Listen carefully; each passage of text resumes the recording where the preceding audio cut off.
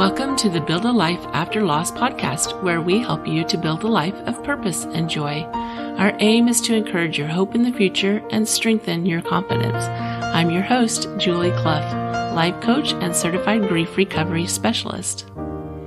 Hello, my friends. Welcome to episode 60, Supporting Others in Their Grief.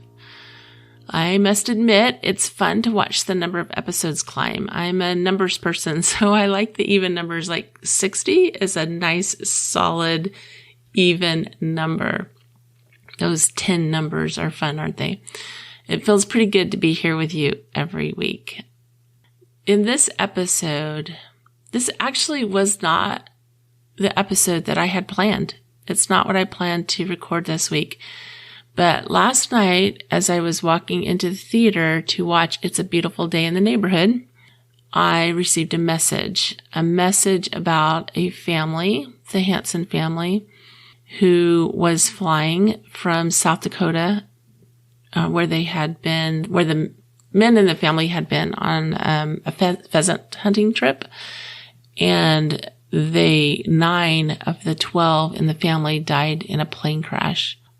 I just was, as anybody would be, like when we hear news like that, it's just so shocking. And when you've experienced grief, like when you've experienced that deep grief, that overwhelming grief that we talked about a little bit in the last episode, when you see things, like when you see an accident on the road or when you hear about something happening, it like brings you right back. Like there's almost a physical response because you can imagine the pain that they're in because you felt that pain before. Also, my daughter had asked me how to support her friends who suddenly lost their 3-year-old daughter last week. Both of these events have really hit home for me how important it is for us to understand grief, understand how to support each other. And even though I had gone through these horrible things, like I had experienced the death of my brother, my divorce, the death of my 2 youngest children, I still, after all these experiences, I still felt unprepared to support my friends or to understand how to support them. And I do have to say, though, that I felt like I was better at it than before, especially after my kids died. I really, like, when one of my friends lost her daughter 5 years later, I immediately called her. Like, I would have never done that before I experienced my loss, but because of my experience, it did cause me to want to reach out right away and to show my love and to share my love. The movie last night, if you haven't seen it yet, It's a Beautiful Day in the Neighborhood. I am not going to give you any spoilers except to say that at one point, Mr. Fred Rogers, who was one of the main characters in this particular movie, said, "No one lives a life without pain." I loved the movie. I loved the messages there. They were so appropriate. It was so warm.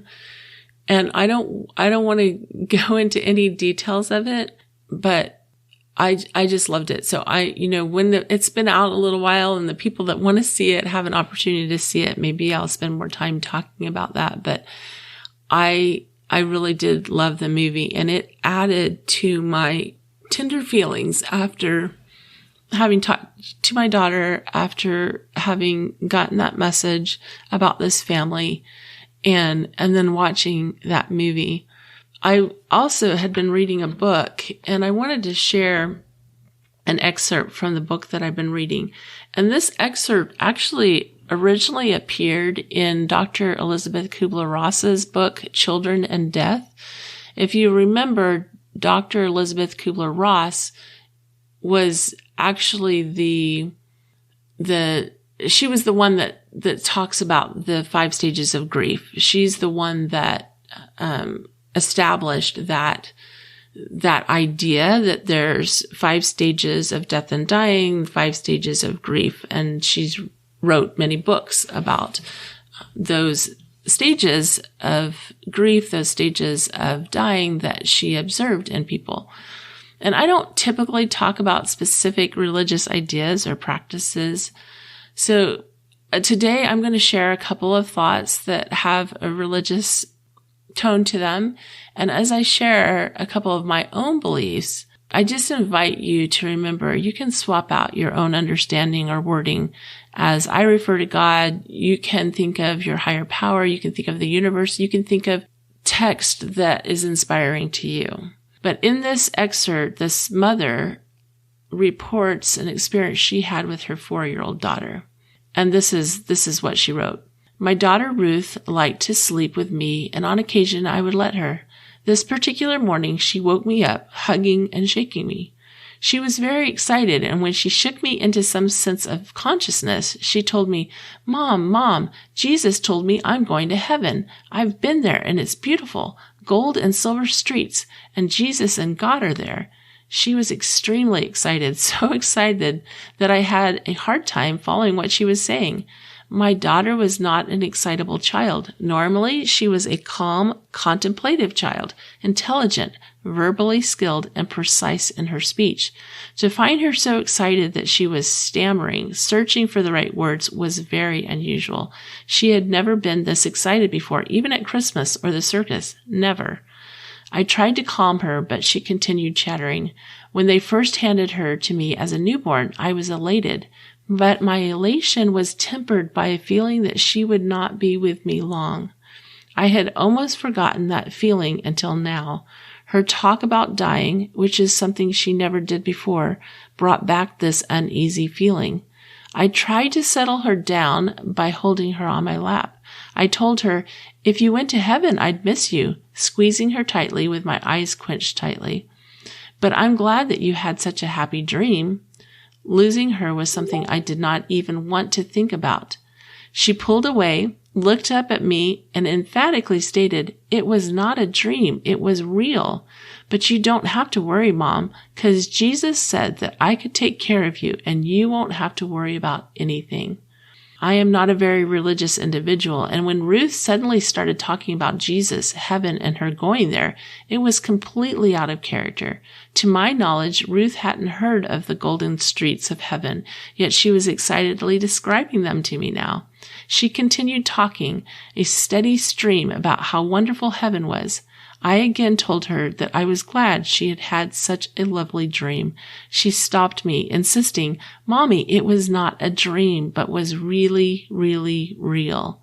She lay there in my arms for a while chattering and said that I shouldn't worry or feel sad because Jesus would take care of me.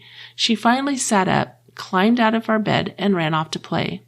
It was just too much to think about. I lay there contemplating what she had just said. Jesus, heaven, her leaving me. It was just too much to even think about, so I got up and fixed breakfast. The rest of the day was normal, except between 3 and 3:30 that afternoon, Ruth was murdered. Through all the pain and anguish I felt at her death, I also felt a sense of calm. When things got really bad, I would remember her words. Jesus said that I could take care of you, and she has. When I read that story, the reason I wanted to share it with you is because of my own feelings that we don't go before our time. And even though these events seem horrible and tragic to us, I do believe that there is a life after this life, and that this little 4-year-old girl that told her mother that she was going to heaven and that she was going to be able to help her mother, and then she was murdered. And when we think about that's a horrible circumstance that nobody would wish to happen to anybody. And when we see something like that, we think they went before their time. But from that story, we can see that this little girl already had, even her mother had impressions that she was not going to be there long. And I had similar impressions of my daughter, Carrie, when she was young. I can remember holding her in my arms at church and thinking, she's too good for this world. And after she died, we found her Bible with a church program tucked into it where she had drawn, my daughter Carrie had drawn a stick figure of herself. And she wasn't a stick figure, but, a drawing of herself with a little arrow that said Carrie. So I knew it was her, or me, I think it said, actually. And then there was an arrow, and then she drew a man, and above that man, she wrote Jesus. And she drew an arrow of herself going to Jesus. So I share that story because as you're supporting others who are touched by death in their family, like even in the movie last night, It's a Beautiful Day in the Neighborhood, Mr. Rogers said to a family, death is part of our humanity, and it is. But that doesn't mean that it's not super hard, and that we definitely do need an outpouring of love. We need that support. But just remembering two things. One is that death is not the end. At least that's my belief. And that it's just part of our humanity, just like Mr. Rogers said. And that also we are meant to heal. Like we can heal. And even in these tragic circumstances, even under really difficult experiences, we can heal. It doesn't mean that it happens overnight. It doesn't happen overnight. And rarely do the people around us understand how long it really does take. And so as we're supporting others, we can remember that there's no timeline. And to have expectations for people that they're going to show up a certain way is not helpful. And I've identified 5 things that I think can help us help others. And the first thing is to reach out. Reach out immediately. Reach out to your friends. Reach out to your family who have experienced a loss. Share your love. There's no words that can take this pain away from them. But there are words that can help them to understand that they are loved, they are cared about, and that you are there for them. So saying things like, they're in a better place, or you'll get over this over time, or anything like that just like that tries to minimize their pain is not helpful.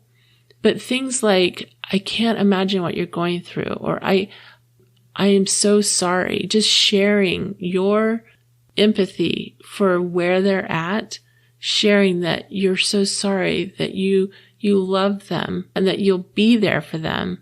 That is supporting. That is what is loving and kind. In fact, I was reading in a scripture that I was reading in 1 John 4 this morning. 1 John 4, verse 16, God is love. Verse 18, there is no fear in love, but for perfect love casteth out fear. Let me read that again. There is no fear in love, but perfect love casteth out fear. When we feel fear about reaching out to our family and friends who've experienced a loss, just remember your love. Remember your love for them, and that will give you the courage to reach out and share that love with your friends, with your family. When you offer help, this is number 2. When you offer help, offer specific help.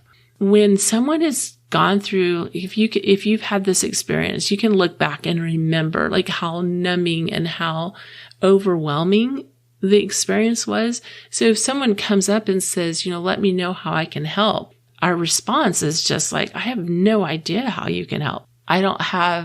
There's nothing that can be done. That's like how we feel. Unless you can bring that person back, unless you can fix the issue, what help can we actually give? But when we offer specific help, when we show up at the house with a basket of fruit, when we come over and we say, I'm going to weed your garden, or I'm going to go pick up your groceries, or I'm here today with my vacuum cleaner to vacuum your floors because I know you've had a lot of people coming in and out. So I'm going to vacuum your floors.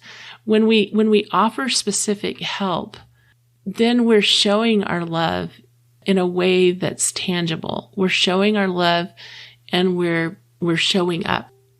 The third thing is to remember that our grief is individual. Our grief is unique. So every person is going to respond differently. So don't be surprised when one person is weeping continuously and another person isn't crying at all. Our responses are so individual that when we make judgments about the way people grieve, it's just not helpful. It's not helpful. And remembering that they're an individual and they're gonna express their mourning. They're going to express their grief in unique ways, and that there's really no need for judgment around how they are grieving. And there should be no judgment around how they're responding or even talking about it. I've shared before that just a couple weeks after the accident, we had seen a therapist, and he had mentioned to myself, my husband, that when we go through traumatic experiences like this, it can cause us to have crazy thoughts. It can cause us to really, like, our brain just gets a little scrambled. It gets a little scrambled because I imagine that there's some chemistry involved in that because of, when I talked about, like, hearing about that accident or hearing about that little girl that died this past week, there's a physical response. Like, I still feel that physical response to remembering my own grief. There's a physical response to our grief. And I do think that chemistry does cause some scrambling of our thoughts. And that's why we feel a little crazy. So when you're with somebody who's experienced a loss and they say things that seem a little off, you don't take too much notice of it. It's just the reaction of what's happened. The fourth thing that I would recommend is if it does involve a death, there's lots of other types of losses that we can show up for, and we can be supportive of our friends. But when it does involve a death, say the person's name. Sharing your memories of that person or talking about them with their name means a lot to the family that has lost this person that they've loved. They want to hear these stories about them. They want to hear that person's name. And this really gives them permission to talk, which is what they need in those immediate days. If they feel like talking, some people will, some people won't, but if they feel like talking, it's really good. And when we can say that person's name, then it gives them permission to do the same. To say that person's name, to talk about them, to talk about their experience, to talk about their memories, these things that will help them to start to assimilate their experience. And the fifth thing I would recommend, and it kind of goes along with the first couple, is that we show up and we stick around. Like, we show up at their house, in their life, we are there. And that we stick around and we remember that this is not, like, for the people around us when something bad happens, depending on how close they are to us, for friends or acquaintances, the experience for them is, maybe lasts a few days. But the experience for the person who has had this devastating loss, it lasts for months and years. So when we show up, and when we remember them 5 months, 6 months later, a year later, and we reach out and we're just like, hey, I'm just wondering how you're doing today. And that's a really important phrase too. When we say, how are you doing? Sometimes that feels even a little overwhelming. Like, how am I doing? Like, how could I even explain how I'm doing? It's so huge. But when we say, how are you doing today? Then we're getting a response about what's going on for them right now. And when we show up for them, when we stick around, when we reach out, when we share our love on an ongoing basis, we give people hope. So I'm just going to review those 5 things that I just mentioned. 1 is reach out right away. Show your love. Whether that's a phone call, a text message, an email, show your love. Number 2, offer specific help. Number 3, remember that every individual is unique and will have their own unique experience and way of grieving. Number 4, say the name of the person who's died and talk about them and share your memories. Number 5, show up and stick around. I hope you found this helpful, and I'm sure that there are other things that you think of that are important in supporting others. As you've gone through your own experience, you've formulated like your own ideas of the ways that were helpful to you. So you can look back and you go, okay, this was helpful to me when this person did this or this happened. I would love to hear about the other things that you think are important in supporting others. Now's the time to subscribe to the Build a Life After Loss podcast so you get every episode, and be sure and leave us a review. I love hearing from you. Again, I hope this was helpful today. And remember, as a grief coach, I can lead you around the landmines and help you to stay on the path of hope and healing. You can schedule your free discovery session today at buildalifeafterloss.com. Remember, I believe in you. Love you. Bye.